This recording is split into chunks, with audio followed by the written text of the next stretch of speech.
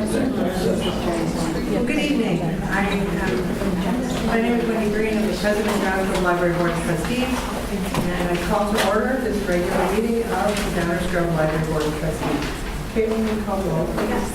Trustee Earl? Here. Trustee Graber? Here. Trustee Evelyn? Here. Trustee Humphries? Here. President Green? Here. I would like to welcome all of our visitors. It is really rewarding to see so much interest in the work of the library. I'm glad for your presence here tonight, and I'm confident that we can count on all of us to run a peaceful and productive meeting. Thank you very much for being here. Later in the agenda is an opportunity for public comment, and there will be some guidelines for the public comment portion of our meeting, and I will introduce those at that time. At this time, I would like to call for the approval of the minutes. First, the minutes for the August 23rd Committee of the Whole meeting.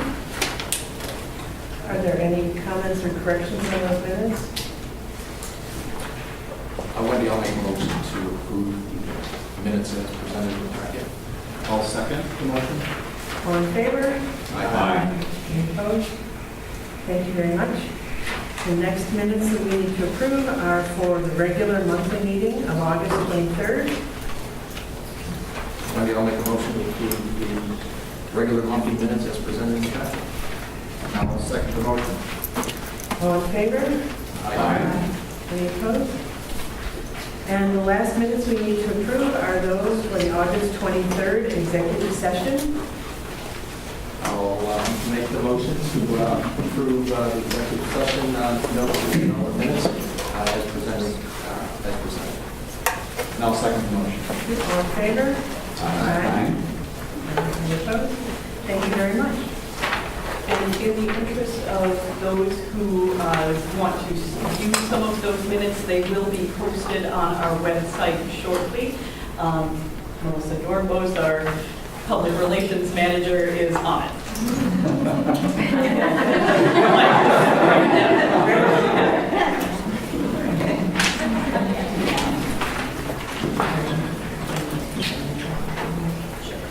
I think we're going to reorder our agenda and take the financial matters at this time.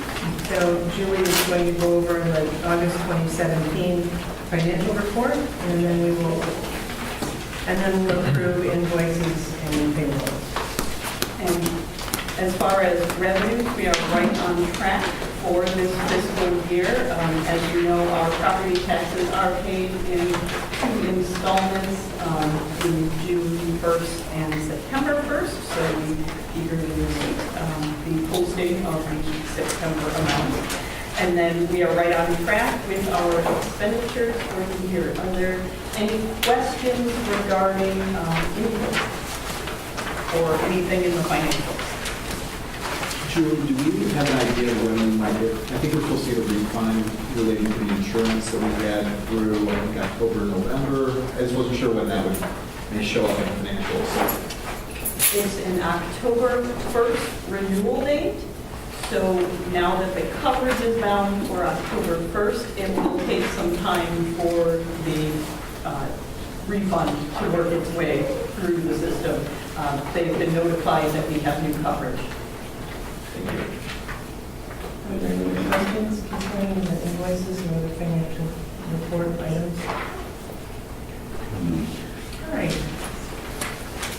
I will move to approve the payment of September invoices, $164,257.16. The acceptance of September 2017 credit memos totaling $1,160.86. And the ratification of August 2017 payrolls of $220,883.53. Second. Caitlin, will you call the roll, please? Trustee Earl? Yes. Trustee Graber? Yes. Trustee Evelyn? Yes. Trustee Humphries? Yes. President Green? Yes. Thank you very much. All right, unfinished business. We have a table item from our last meeting. The item was a reinstatement of an action item that was removed from the strategic plan. Any motion? Yes, I move that we insert the item which was temporarily removed at the August meeting to the strategic plan of 2017 to 2020. The item reads, incorporate inclusive practices into library services. Second. All in favor? Aye. Any opposed? Thank you very much. Well, I thank you for your patience during that part of our meeting. At this time, we move to the opportunity for public comment. Before we invite public comment, I would like to introduce you to Dennis Walsh. Dennis is a partner with Klein Jenkins, which is the legal counsel that the library needs. Dennis has a few remarks that he would like to address to the group. Good evening, everyone. Dennis Walsh. Madam The President. microphone. The microphone Oh. is by the piano Oh, okay. for public comments. Sorry. I know the procedure. It's our first time recording. I wanted to make sure that we cleared something up with respect to this board's ability to deal with the removal of a trustee. The library board's authority and power comes specifically from the Illinois Constitution and/or the Illinois Local Library District Act. Any action that's taken by this board contrary to either one of those is void. Section 4.2 of the Local Library District Act, or Local Library Act, deals with the appointment of trustees to this body. It allows for the Downers Grove Village Council to appoint members to the library board. There is no section in the Local Library Act for this board to remove any particular trustee that's been lawfully appointed, except for in some very limited situations where a vacancy is determined by the board under very specific situations. For example, if a trustee moved out of the area, a vacancy would be created at that point by the library board.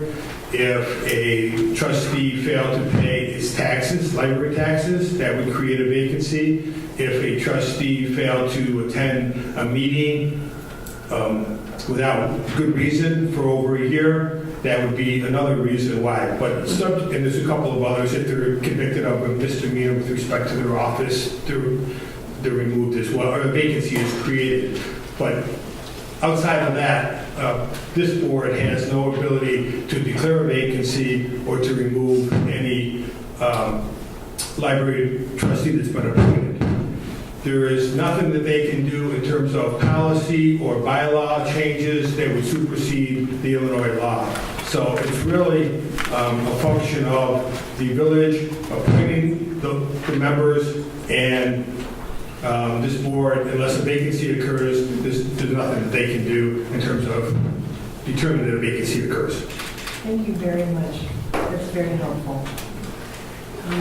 The other two remarks I'd like to make before we invite public comment are that in the interest of time and in fairness to everyone in the room, each speaker will be limited to 5 minutes of presentation or remarks.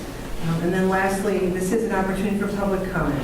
And so this evening, we won't be able to engage in a Q&A, back and forth with the members of the public that have come. I really thank you for your interest, and I welcome your remarks.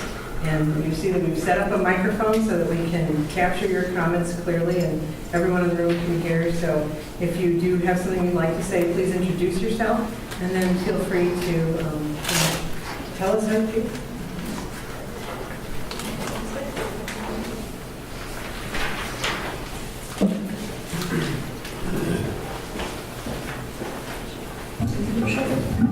I am Leslie Sadowski-Fugit. I've been a resident of Downers Grove for almost 5 years. And I want to state that I work for Lincoln Park Zoo. I'm the manager of student and teacher programs. So any views that I am stating here are representative of myself only and not of my employer. I just wanted to state that because it is a free and open and accessible nonprofit in the city. I have experience with youth and young people of all backgrounds. I have worked with people of all races, all religions, all ethnicities. I've worked with LGBTQ youth. I have worked with terminally and chronically ill kids. I have worked with students with physical and developmental disabilities. I have a really vast experience of working with young people. The one thing that I've learned is that it is crucial to have people at bat for them that are welcoming, that are kind, that are open, and willing to listen to all experiences. I have learned something from every single one of those students. I have become a better person because of the job that I have and the kids that I have worked with. I've become much more open. I grew up in Ohio in a very white, not very diverse neighborhood, and it has just changed my whole view of the world to be able to see what some other people experience. So it is crucial to experience diversity and inclusion training because you may think that you know everything that you need to know to do your job, but every person that you interact with is going to give you a new experience. We've had diversity training from mothers and parents with children with developmental disabilities. We have had training by young people that actually do have developmental and physical disabilities. We've had trainings about, I've gone to workshops and conferences that talk about how to ensure diversity and inclusion within your workforce. It starts from the very beginning of how you make your job descriptions to the process that you go through for all of that. I have experience with all of those things. And for me, it is so important that another free service like the library ensures that they're doing everything that they can to bring every youth in here and making them feel welcome. So I'm really glad that diversity and inclusion effort is brought back into this, and I really hope that we continue to do that every single year, and not just once throughout the year, but multiple times, because every experience you have with these different groups is just going to change you. It's going to, again, make you a better person, make you a more welcoming and loving and kind person, and I think we can probably all agree that we could definitely use a lot more of that right now in this country. So I want to thank you, and thank you for giving us the chance to speak. Thank you.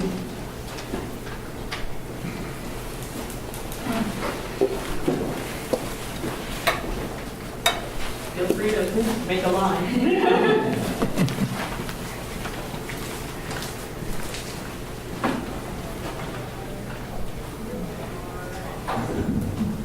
Good evening, Madam President, fellow board members, Director Milovic, other staff members, and my fellow citizens.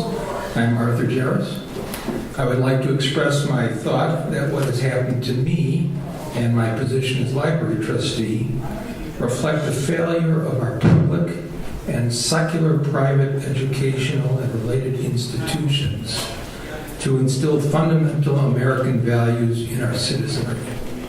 What are those values? They include fair play and kind and courteous treatment of others, even those with whom there are serious philosophical, moral, and/or political disagreements. Due process, including the opportunity to be heard, affording the presumption of innocence to an accused person in the face of objectively unsubstantiated accusations of bigotry, and opposition to ad hominem attacks in the nature of character assassination. When the local chapter of the League of Women Voters published on its website after this board's August 23rd meeting at which I participated, which attributed various statements to me, how many of our Downers Grove residents contacted me personally to ask me if I had said the things attributed to me? The answer is not one. Did the League of Women Voters Observer herself contact me to confirm if I had said what she was attributing to me? Answer, no. Did the members of the Village Council bother to inquire of me as to my position as to what I had said at the August 23rd meeting? Answer, no. Why did so many residents who attended the Village Council meeting on September 5 buy into the League of Women Voters Observers report? Was it because they had investigated the truth content of that report by contacting me, other library trustees, and staff members who were in attendance at the August 23rd meeting? No. Might it be that they were all too eager to accept the untruths and the inaccuracies contained in the observer's report because it fit their own biased, preconceived, and intolerant notions and agenda that are bent on driving out, using raw political pressure, civil discourse and debate, reflecting different and widely held viewpoints from the arena of local government. In this case, this very Board of Trustees of our cherished library. Perhaps the Board of Trustees and our library director should consider emphasizing through choice and/or selection of virtuous library materials, as urged by the plurality opinion of the United States Supreme Court in U.S. versus American Library Association, a 2003 decision of our highest court, reported at 539 United States Reports, page 194, and through library workshops, the concepts of civil discourse, the importance of truth-telling, and the scope of constitutionally protected rights to freedom of speech that includes the special protections afforded government officials like me and other trustees of this board as we and they deliberate and vote at official government meetings like this one and like the one conducted on August 23rd. I am now personally exercising my own civil rights by calling upon the courts of this state to determine at least two things, in addition to whether the village council has the power to remove sitting library trustees at its raw and arbitrary will. Number one, whether one or more Americans holding politically correct and or so-called progressive viewpoints have the legal right, and by implication the moral right, to defame another person by falsely accusing the other of racial and or other bigotry. And secondly, whether members of one governmental body like the village council have the right to use governmental processes to retaliate against a member of another government, in this case, this board, for comments made or alleged to have been made by that member during a deliberative process taking place during an official government meeting, in this case, this board's meeting on August 23rd. I will resist with every ounce of strength within me the attempts of others to undermine the American way of life that is rooted in core principles that include those I've just recounted. Thank you very much. Thank you so much. Hi, my name is Jenny Levine. I've been a resident for 11 years. And my wife and I just wanted to say thank you for including diverse materials, doing inclusivity training, and making the library a welcoming place. I really appreciate it. Thank you.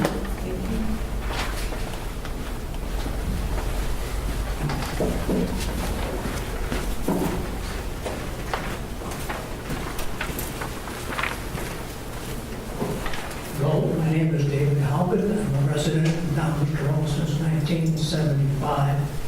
I have served on a district school board, so I'm familiar with that kind of arena. I have watched the college and page board, and in my professional life, I've dealt with many matters like this. I understand, Madam Chairman, that you said there are no questions and answers, but I'm going to ask a question and perhaps someone can answer at a later time. The motion that was passed, as I wrote it down, was to incorporate inclusive actions. The strategic plan is a multi-level plan that includes one, strategic focus. There are 4 of those. Under each strategic focus, there are multiple goals. Under the goals, there are 1 to 4 or 6 objectives, and under each objective are 2 to 6 actions.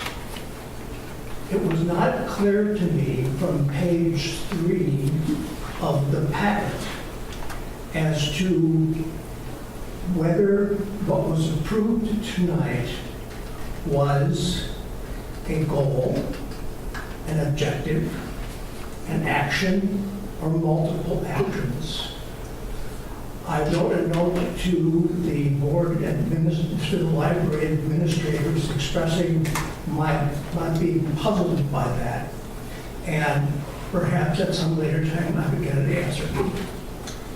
The second thing is that I read in the board packet that there's going to be some rearrangement of the information desk and the circulation desk. And I'd like to learn more about that and provide a suggestion. And finally, I read that there is a plan to remodel, upgrade bathrooms, that a contract has been let. I have some suggestions there as well. I saw one particular bathroom deteriorate during its previous life, and the same deterioration is happening again and is preventable.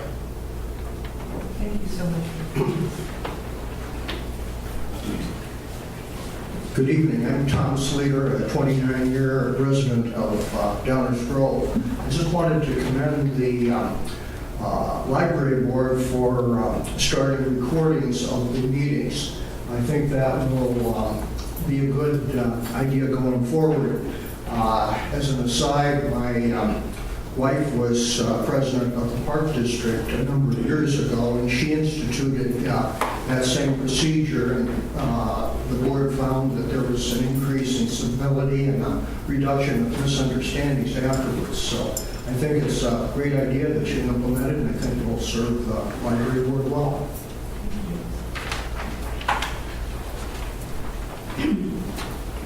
My name is Robin Fryloff, and I'm a resident of Downers Grove.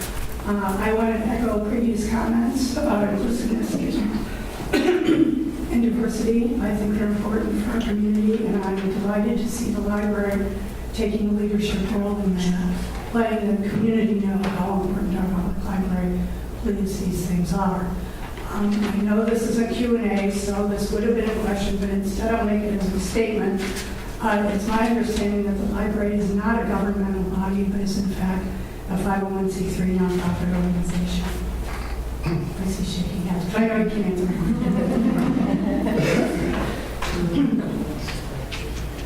The library has there is an associated plate that is a foundation. There is a 501c3 that is the Downers Grove Public Library Foundation. It has an independent board and operates independently. But their purpose is to raise funds for the library. I could answer the citizens' question moving forward.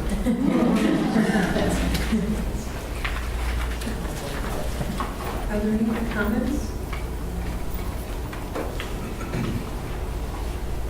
Well, I want to thank you all for being here. I appreciate your civility in presenting your comments, your thoughts, and your concerns to the group assembled and anyone who watches our recording. We're grateful for your interest and your patronage of the services we provide. Moving on our agenda then, the next item is new business.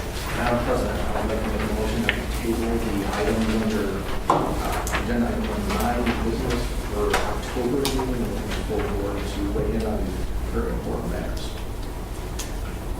Is there a second? I'll second the motion. All in favor? Aye. Any opposed? All right.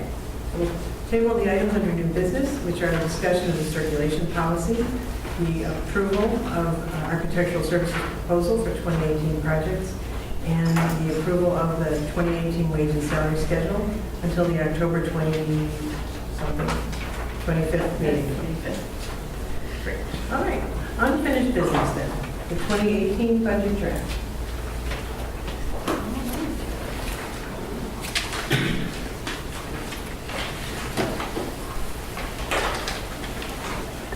The Board of Trustees actually have, there are 2 separate budget drafts that were presented in this packet to the Board of Trustees, one of which was included in the August meeting packet.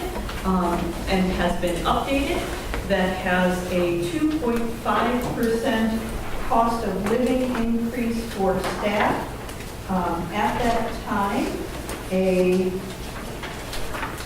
one of our trustees asked to see a draft that had a 3% across the board cost of living increase. So a draft reflecting that has also been included. There is no other difference between the two drafts. And these kind of are hard to see up there. We also have within our packet a line-by-line budget explanation. If anyone looked at our agenda online, the supporting documentation was behind the agenda on our website. I'm doing this fast enough, I'm going to make yours looking at.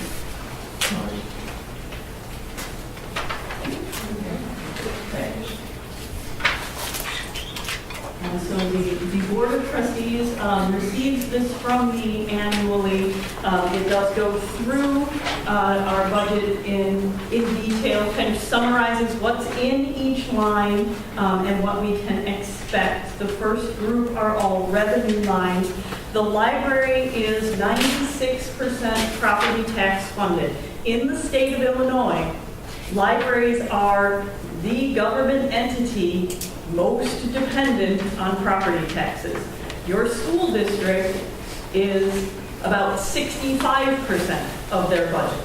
They're the largest part of your property tax bill. The library is 96% property tax funded, and it's more like 3% of your property tax bill. So when we're talking about these numbers, bear that in mind because we are a very small portion of the property tax bill total. Of the other budget lines, some of our, the personal property replacement tax is actually an interesting tax through the state of Illinois, and the library receives a portion of that through the village. That accounts for maybe 1% of our budget. But no other source of revenue is any larger than that, being 96% property tax. So, switching right along. So we have our wages, all of the, we have our salaries lines broken out by exempt salaries, non-exempt salaries, and part-time wages. We do participate in the Illinois Municipal Retirement Fund, and any staff member working more than 1,000 hours a year is enrolled in the Illinois Municipal Retirement Fund. It is happily one of the pension fund in Illinois that is actually well-funded and is solvent, so yay us. And we are very fortunate. We are in with the village of Downers Grove, and our the employer contribution is set by a formula that is in the statutes, and that by that formula we actually decreased this year, so that gave us a little bit of wiggle room. We do also pay for a good benefits package for our staff, and as they change their benefits election, we also have to reflect those within our budget. We are very happy that the village has let us know that there will be a 0 premium increase this year, so love it. That's always a good thing. So the library's budget, 70% of the library's budget is salaries and benefits, that's staff. Just over 13% of our budget is materials, that is common for libraries. So 83% of our expenditures are those two things, people and stuff. So, we're going to go right on that. This particular budget, we also continue to increase annually the use of the library. You can also see in that packet the statistics. We are up almost 9% in circulation so far this year. Our door count is down a little, but program attendance is up very high. We have been getting double-digit increases. And again, meeting room use, particularly our study rooms. So we're doing more business, but unfortunately, we do not have a revenue stream that is tied to what we're actually doing. So I will bring you back to this draft. Does anyone have any questions or comments, or is there anything you would like me to tell you about? Does the most current draft include the 0% increase in the insurance premiums? Yes, but it also includes changes in benefits elections, as well as a placeholder for possible changes in benefits elections in the coming year. And that actually was our biggest swing in those budget lines. That's the 16%. That's the 16%, yes. And when we have staff turnover, also, when we hire a new staff member, they may elect something very different than the person leaving. So that one's always, we have to have a placeholder to kind of account for if somebody makes a big change in their benefits.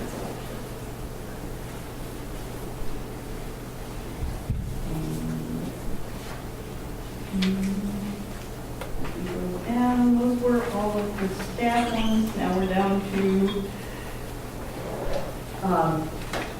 on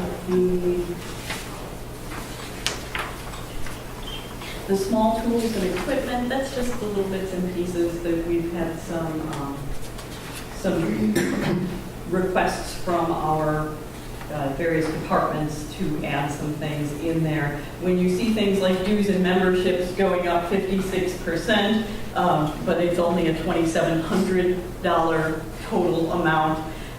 The biggest thing to remember when looking at this bottom half of our budget is that overall it's very small compared to any changes in the non-staff lines have relatively small impacts on the total budget.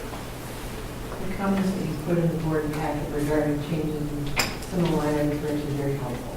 Yes, and we did, I did for the board, there are comments, so if you go on, you can see all of those.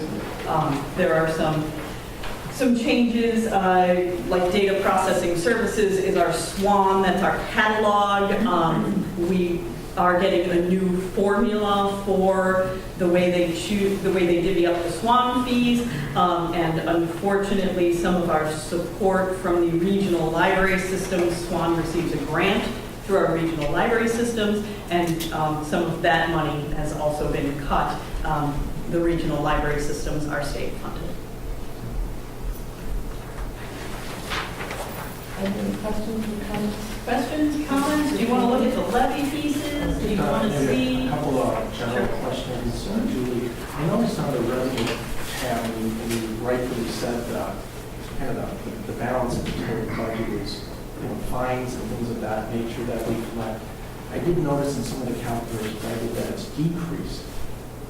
Yes, our fines are going down because we have started the automatic renewal process, and that is affecting our. It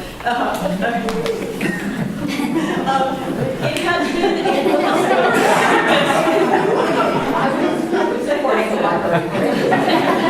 been a wonderful customer service feature, and many of our users are very, very pleased with this change. However, it does have a budgetary impact.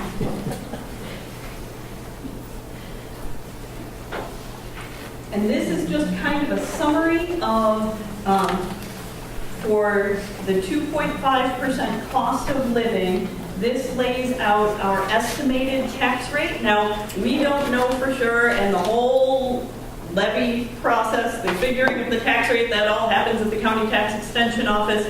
So this is not what you will actually see. It's pretty close to what you would see on your tax bill if we went with this budget. But what we're estimating is that the operating rate will go down 1.9%. Our overall levy will go up. So that's the total dollar amount that the library collects would go up 3.9%. And the way we work that magic is that the value of property in Downers Grove is estimated to increase by 4.8% in 2018. So, and we get those estimates from the township assessor's office, and they all work with us, with the village, to provide that information. So maybe I just had to clarify. So the point 2161 came from the township. No, the point 2161 is an estimate using the levy dollar amount we have here and the EAV estimate we have here, and just doing the reverse calculation to figure out what our estimated tax rate would be. But the EAV comes from The EAV comes the from county or the township. the townships to the county, then the county uses it in the final calculations. Estimated assessed valuation. Equalized assessed valuation, that is what EAV stands for. If anybody ever wants to go through your tax bill and learn way more than you ever wanted to about how this stuff is calculated, feel free. Stop by my office. I'm a big geek when it comes to stuff like that. Anyway, Julie, just one sort of, and I'm still in the process, obviously, of studying the budget. But one just sort of big picture concern, I think, from my perspective, is that if you look at the levy, and kind of strip out the bond fees, because that's, just looking at the operating piece of it. If you look at the EAV, just over these 6 years, our levy, our operating budget, is increasing at a faster rate than the EAV. And I know it's hard to sort of pinpoint one particular year and say it was up this year, it was down this year, but it just seems like we should have, and maybe this is part of the more of the long-term budgeting planning of trying to sort of peg what we think the EAV will go up. Because we're not going to pick it on a year-by-year basis, but maybe over a 20-year period, if we think it's going up by this rate, this is what it's done over the past 20 years, this is what we think it's going to do, where we think it's going to go over the next 20 years, and then we base our operating budget off of that.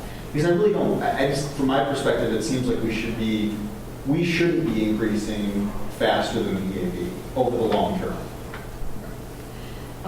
and at the moment, we have our strategic plan in place. We have our facilities assessment, which gives us long-term dollar amounts for what it will take to keep this building going. So the next piece in our stool for long-term planning, our three-legged stool, will be strategic plan, facilities assessment, and then a long-range budget plan. Unfortunately, I have not gotten, and everyone the board received their final facilities assessment plan today, their final hard copies. So I hope to have that done by the end of this calendar year, if I'm lucky. But that is our next step as a board for our future planning for the long term. Just to amplify on that, if the operating expenses are pegged to the EAV, which I agree with you mostly on, they should be. However, one part of our strategic planning process that we went through over the last year was to ask the community what they wanted of the public library in Downers Grove. And you people want quite a bit from the public library in Downers Grove. And in many respects, you want more than we are currently providing. So if we are to maintain a level relationship with the EAV, I mean, the EAV does rise, but so does the cost of living, and it's a complicated process. But it's a two-step process, two things that we have to do. First, we have to find money to cover the additional things that our customers, you, are asking us to provide. but we have to pay for those, and in some cases, we can pay for them by economizing on other things that we are doing that maybe are not quite as high priority anymore. And so it's a balancing act. And that is actually why looking at things like moving our circulation desk to allow us not to staff the information desk in addition is a long-term solution for staffing by reducing the number of service desks that we have to man while the library is open. Other questions or comments concerning the budget draft? What is the difference between the two points? Oh, all right. And yes, let me get to the three, and we go to the same one, so you can see what difference would have made in some tax. Looking at apples. All right, so this is the 3% cost of living.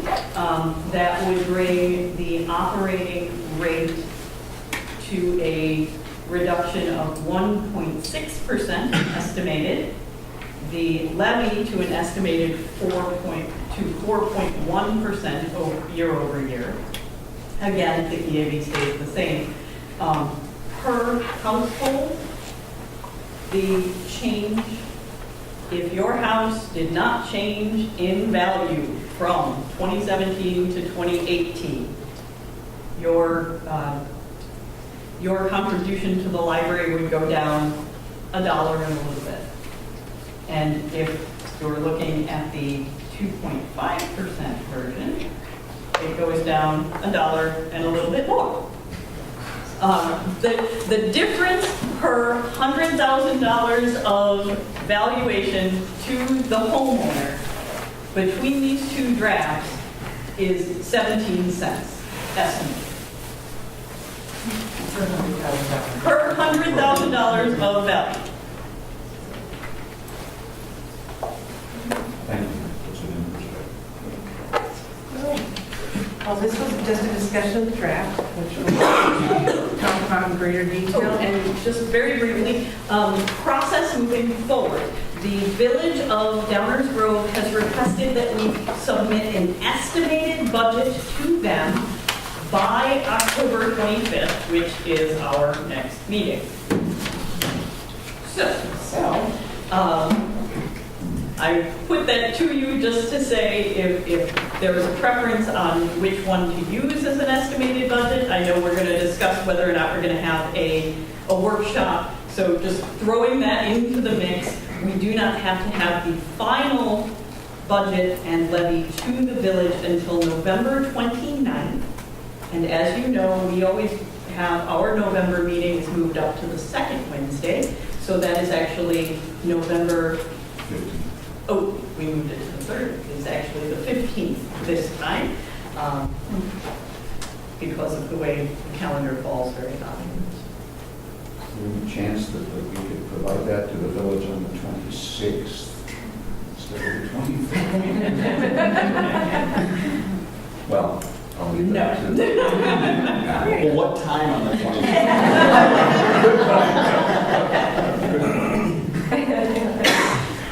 The implication from the village manager was that he needed it by the end of business that day.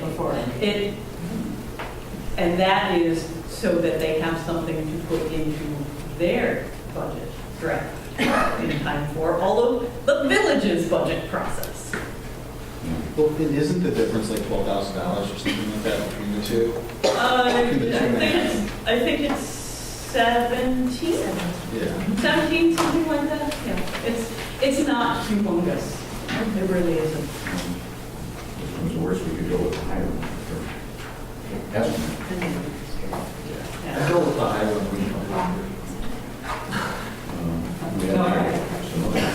I think there's actually a couple of village council members in the audience. I are realistic on what we submit, so. And there has been some talk about holding ourselves to the tax cap number. The one thing to remember when you do that is that the tax cap number is, okay, this is a home rule community, so the tax cap does not actually apply, but we hold ourselves to trying to meet that kind of standard. In 2018, the tax cap increase is 2.1%. But in tax capped areas, that is on existing property only. Any new growth is exempt from the 2.1% cap. And so the new portion, the increase in that EAV, the new growth portion, is exempt. And so many libraries that are under the tax cap levy in a way to make sure that they capture every dollar of that, because it is only exempt in the first year it is on the tax roll.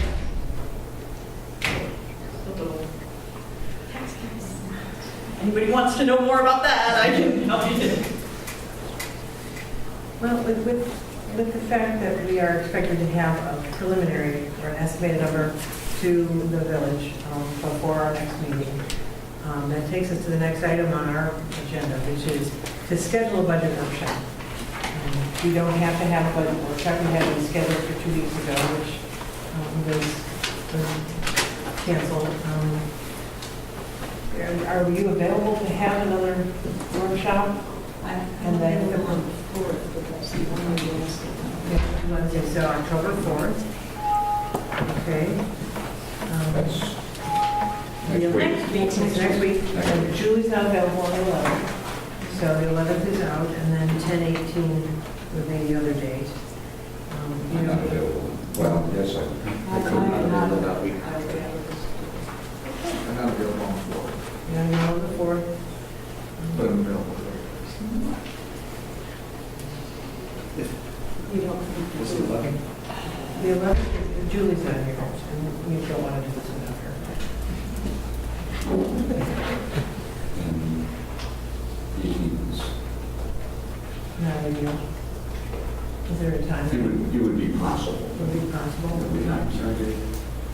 The 18th? The 18th, I thought. And if we hold it later in the month, Susan, I know you wouldn't be available then, there would increase the likelihood that we might have another board member, either my replacement or a sixth member, since we tabled items from this meeting until the meeting on October 25th. Wendy, is the point of that workshop to get to that estimate, or just discuss the budget generally, or I guess what would be?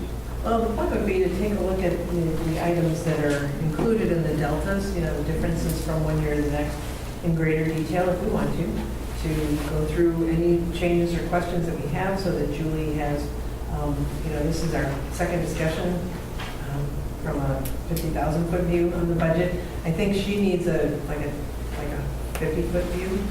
So she can finish up. But the goal would be to get them to an estimate, but an estimate that's based on how we really feel about the differences in the 2017 and 2018 budget.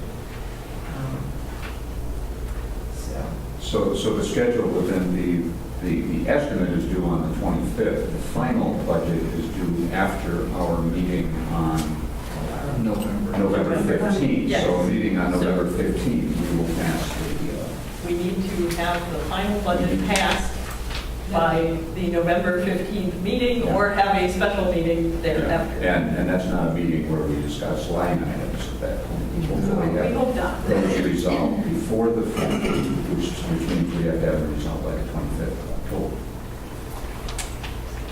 No, we can defer the discussion to the 25th, but then we need a motion on what to include in the estimate that we present to the village for their budgeting purposes.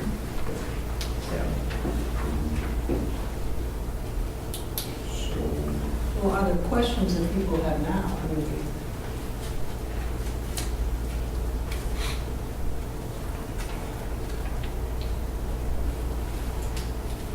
Or can we leave on that? Only in the business level. And Dave can Well, perhaps we can provide an estimate this evening and then do a more rigorous review of the budget on the 25th. And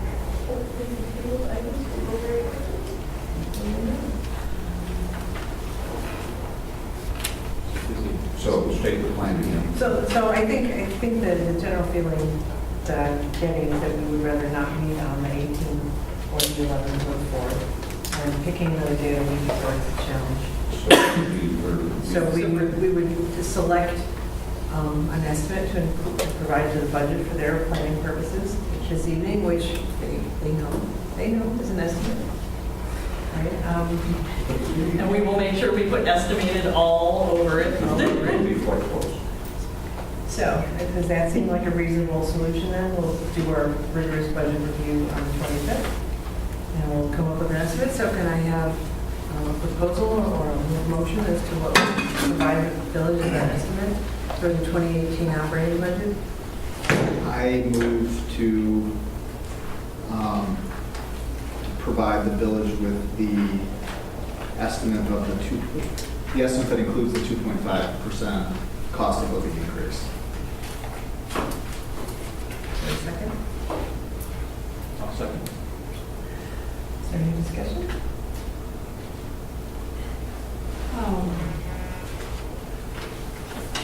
It seems to me that it's a very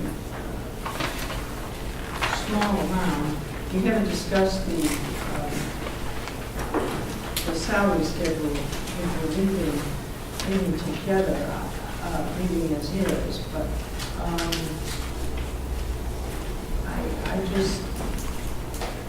we have worked very hard to move our staff to a level that was with other districts, with other libraries, with no idea what's going to happen in those other libraries this year. This is not a lot of money. But I would rather go with 3% if we then decide to change it.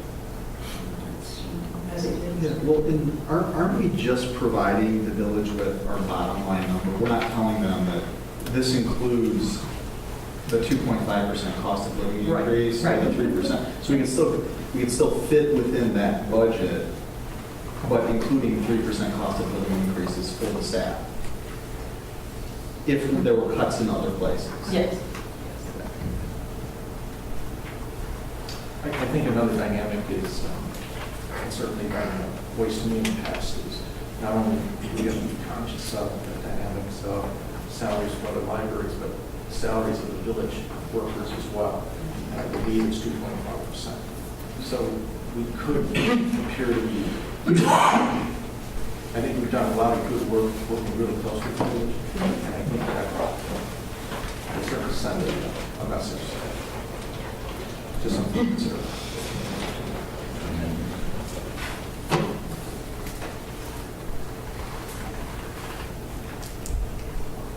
What was that, 17? What is the difference in the two budgets?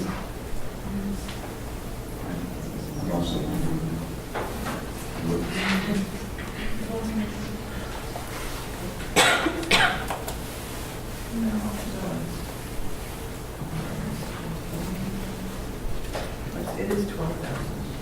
Oh, yes, it is approximately 12,000. 12,000.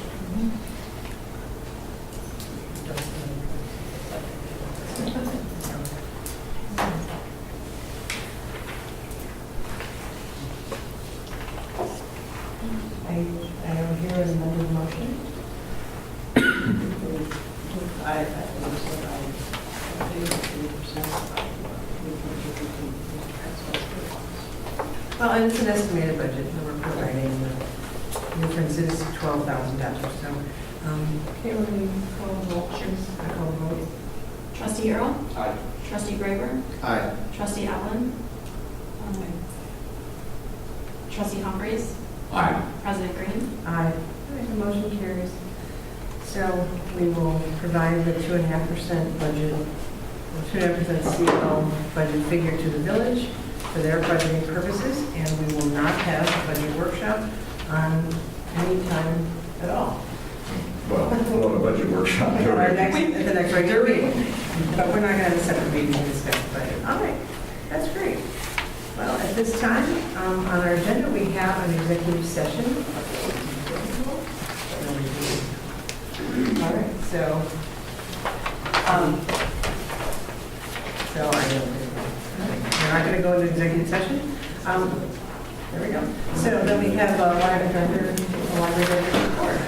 Yeah, such as it was, the last 6 weeks have been very challenging personally, and I thank you all for your support through a very difficult time, and things are evening out again. And I'm very glad that I had all of you and your understanding during this time. My mother-in-law passed. She had brain cancer. So, we are moving forward now. We have our strategic plan. We have our facilities assessment. We're ready to dive into the long-range budget planning process. I have just barely scratched the surface of that. And I give a shout out to Christopher Bowen, the former library director, who was a man of many spreadsheets, which still linger here at the library. And so it is, the template I will be using is one of his 20 years budget projection spreadsheets. That will be my starting point. So shout out to Christopher. Do you have anything else you'd like to report? No. We got our new telephone system. Apologies to anyone who tried to call the library during our transition period. There was a time when you could not actually get through, and then there was a time where it was a little bit iffy on whether or not you were getting through. And everyone's extensions have changed. So if you've had anyone's extension memorized, that's not it. Thank you. Okay, we are at the time of our meeting for board member comments and requests for information. I would just like to thank all of the people from the community who came this evening to show an interest in how we provide library services to the community. You are our customers, and we invite you to come back. Thank you. Well, if no one else has anything else, I would like to thank you for the opportunity of being your president for the last 2 years. But since my term is expired and I'm awaiting my replacement, I think it's only fair to the staff and to the board to know who their president will be for the longer term. So effective at the beginning of the next meeting, I resign as president, and I think the first item of business at that meeting will be to elect a new president. So thank you very much. It's been a real honor and a challenge sometimes. Well, on that subject, I would like also to thank our President, Wendy Green, for shepherding us through the last some years, but also the last few weeks, and also in the midst of some families, not family stress, but family bereavement, our library director, who has fielded many questions and been very helpful to us as a board, as a library, as an institution, and the community as a community.